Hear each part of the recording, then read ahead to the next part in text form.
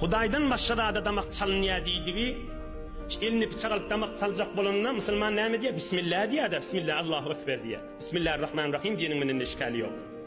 Ama şu Bismillah'ın yerine, mesela Allah'ın adı bilen ne damak çalınıyor da, Musa'nın adı bilen, Musa Peygamber'in adı bilen deyse haram oluyor. Çünkü Bismillah demeli damak çalacak bolan. Allah'ın adı tutulmalı. Ya bir botun adı tutulursa, Uzza'nın adı bilen deyse, ya Muhammed Peygamber'in adı bilen damak çalıyan deyse, şulan hemmesinde damak çalınanda haram oluyor. Çünkü damak çalmada Bismillah demeli. Allah'ın adı tutmalı.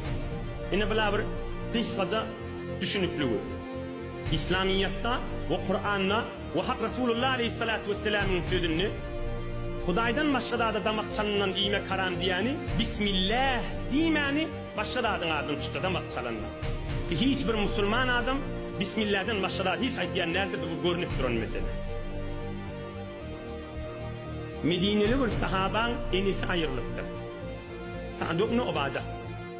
Ya Resulullah enim ayrılı minnâne soğağı işedeyin enime soğağı kalp dursun deyip. Peygamberimiz Aleyhisselatü Vesselam aydıptır. El-mâ Medine-i Münevvere su verip gitti. Bir kuyuğa su çıkartıp bilsen bitek kovulur.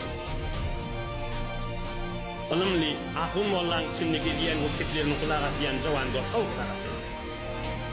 Kuyuğattır, su çıkıptır. Oham ne mi deyiptir şu sahaba?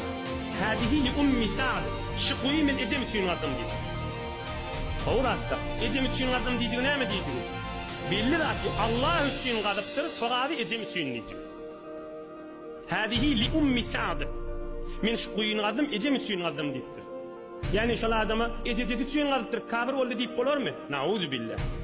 Peygamberimiz öyle yanınaydıptır, şimen ecem için deyiptir. Yani ne mi ecem için diyor? Aydın cevabı, yani ne mi? Yani soğavi ecem için. Oğlan işgal yok da arkadaşlar. Biz damak çalınanla da men bir koyun ayttım, men bir diye ayttım, men bir sığır ayttım.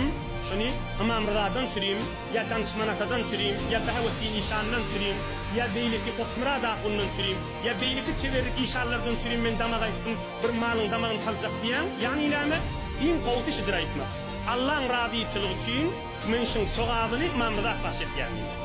Men şun soğabını danışmanata bahşetmeden süreyim damak çalıyanliyim. Men şun soğabını tekevaba bahşetmeden süreyim damak çalıyanliyim.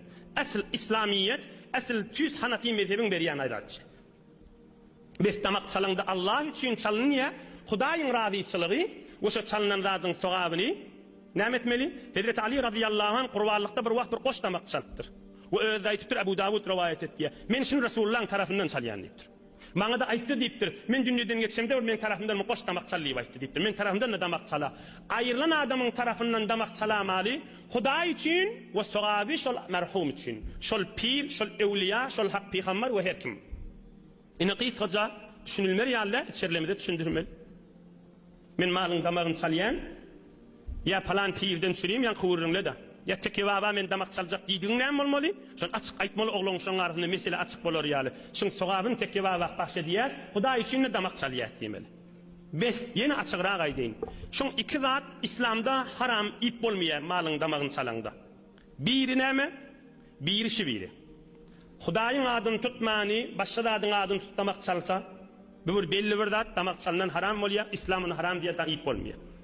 Bu biri de hamanı bir ziyaretka, kadim butperestlerini buttu da ziyaretka şol kabrın büyüğüne gidip şunu ey kabirdaki yatan ine seni hormatlap damak çalıyan ha deyip büyüğüne damak çalınsa o da haram.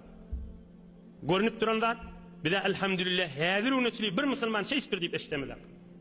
Tekrar edeyim. İslam'da ikisi haram. Biri ne mi? Hudayın adını tutmanı başka da adın adını tut diye.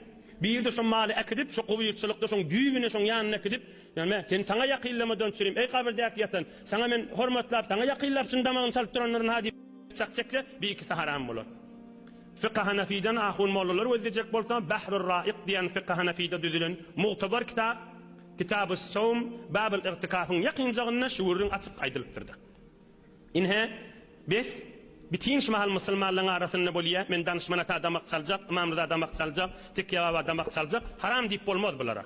Halal mal. Hudayın halalını haram diyemem. Bir neferden bir zat görürün eştakana yo doğrudan iştik deyip de haram diyemellerdir. Hudayın halal ve haram meselesini ilmini bilip aytmalıdır. Hudayın adını tutmasa ya şoň düýbüne barıp şonu hormatlap tamak salyp dursa, emme ondan näme bir towarly goýuny akit ýaşa ziyaret kady tamak salýar. Nişi bir soraq da anne.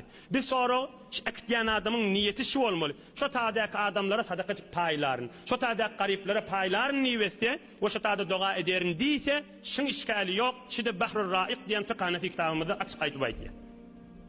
Inhe kyssaca Peygamberimiz aleyhissalatu vesselam yankı musulman molarlara aydıptır. Bütün düýbünde damak çalanlar iman diýdigi, Allah'ın adı tutulmasa, o bir de şoň düýbünde damak çal, seni hormatlap damak çalýan diýilse, şi ikisi haram. Ondan maşat Allah'ın adı tutulup damak çalınsa hemmeleri halaldır.